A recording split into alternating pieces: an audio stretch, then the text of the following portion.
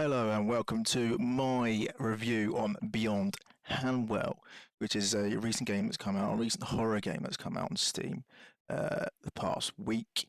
Um, I've played 6.6 Steam hours of this game, and I've completed it. So here is my review.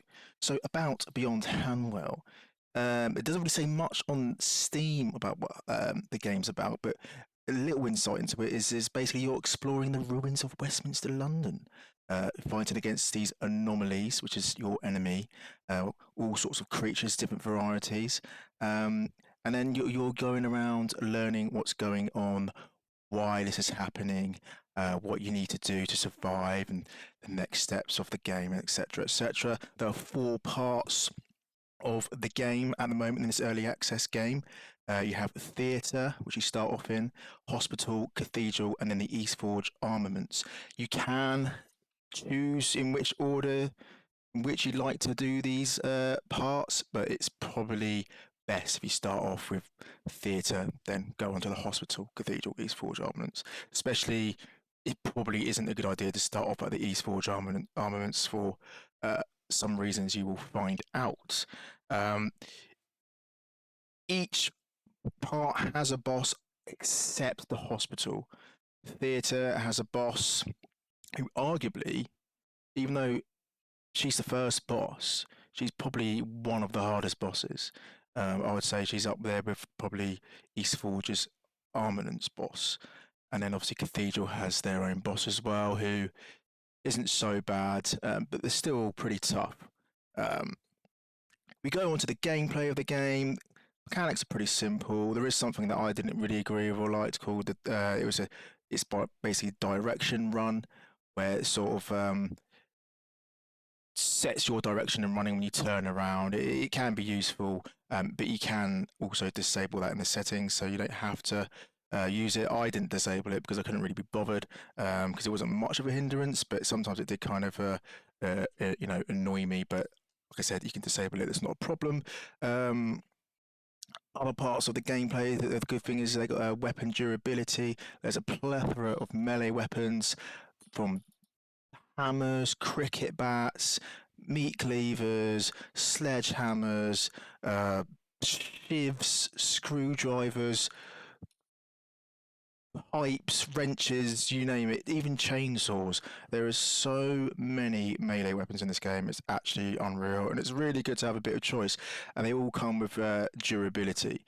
There is nothing that denotes their durability, so you kind of just have to like kind of guess when you think the weapon's gonna basically degrade completely before it's unusable. So which keeps the game kind of fresh and it keeps you guessing because with me, what I was doing is I was use a weapon for a while and I think, right, okay, it's probably almost going to be on its way out now. I'll just pick something else up, and you can literally just do that. There's weapons everywhere, pretty much. You can pick up pretty much weapons from outside in the streets of London or inside the buildings anywhere. Um, it's always nice having a bit of like variety as well. There is a pistol and a shotgun in the game. Don't ask me where the shotgun was. I couldn't find it for the life of Charlie. Throughout the whole time I played the game, I could find shotgun shells everywhere, just couldn't find the shotgun. So if there's any devs or anyone who can in the comments tell me where that was, that would be great. Because I was just stuck with a pistol. Pistol was good, but to be fair, I found that I didn't really use the pistol too much, only really when I was against the bosses or maybe like slightly harder enemies. Most enemies you will use melee weapons, and also it's a bit more fun as well. There are explosives in the game. There's blueprints you can pick up to be able to make ammo, explosives, etc. You can make pipe bombs. You can make shock bombs. And I think I picked up a Molotov cocktail. I'm not sure if you can make it, but I found one of them, but one only. So there is different variety of like sort of like explosives as well, which is pretty cool. And that pretty much runs the mechanics of the game. Pretty simple. You can hit block with the melee weapons. Um, and the aiming system's okay for shooting, and shooting is all right. Nothing amazing, and it works. It's doable. Um, so no issues there. There are a couple of Easter eggs in the game, well, type Easter egg things. you can find for all your Half-Life 2 fans, Gordon Freeman's crowbar, which is in the museum. You can pick that up, and boy, that baby is a one-tap wonder.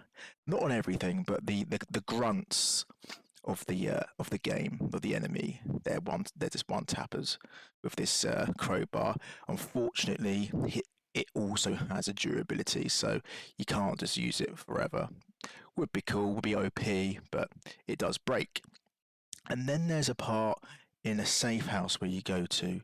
It's the developer's safe house, and obviously for legal reasons they don't mention the actual game's name, but they on one of the emails on the computer they mentioned about playing the new game Quiet Hill 2, which is a reference to Silent Hill, that's coming out, and how they want to release their game around the time when that game comes out. They're not sure when that game's coming out, but they're afraid of releasing their own game at the same time because it will get overshadowed, etc. It's quite funny and it's quite a cool sort of uh, little thing that they've added in there. So that's pretty cool. There's probably a bunch of more Easter eggs in the game that I missed. But it was quite nice to see these sort of like little references to sort of like old school games and stuff like that. Um, there are side quests, well, sort of side quests to the game. Like earlier I mentioned with one of the melee weapons is, well, I say melee weapons, um, chainsaw. You don't just pick up the chainsaw from anywhere. I had to fight a pretty hard side quest boss for this chainsaw, um, which actually lasted quite a while. Um, Durability was pretty good on it. Didn't need fuel to sort of keep it going. So maybe that's something they might add into the game. But to be fair, it's not really needed. There's other points of interest as well, like other little side buildings you can go to, mostly safe houses, and other, like I said, there's a museum as well, and other places. They have their own version of Spearmint Rhino, like a little sort of strip club you can go into and get a couple of bits and bobs. And then there's a few unavailable points of interest, which is basically there's a few buildings where you looks like you can go into them, but comes up with a little sort of message box saying from the devs saying, "Oh, this isn't this point of interest isn't ready yet. Um, it will be available soon." So obviously that's something they're working on. So that's pretty good. I mean, this is still an early access game, so I'm excited to see what new things they're going to add to the game. That one of them being unavailable was the U.S. Embassy building. So that would be pretty cool to see what it'll be like going in there and what shenanigans will go down in there. But anyway, to summarize the game, I thought it was pretty solid. I'd give it a 7 out of 10 for early access.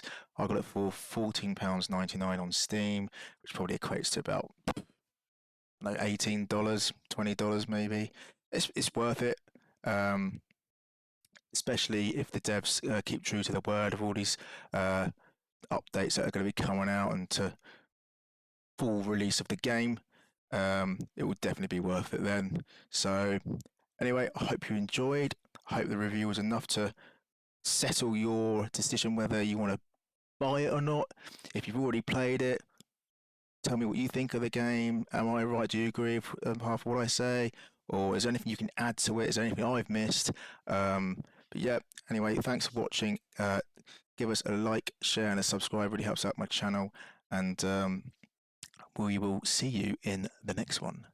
Peace.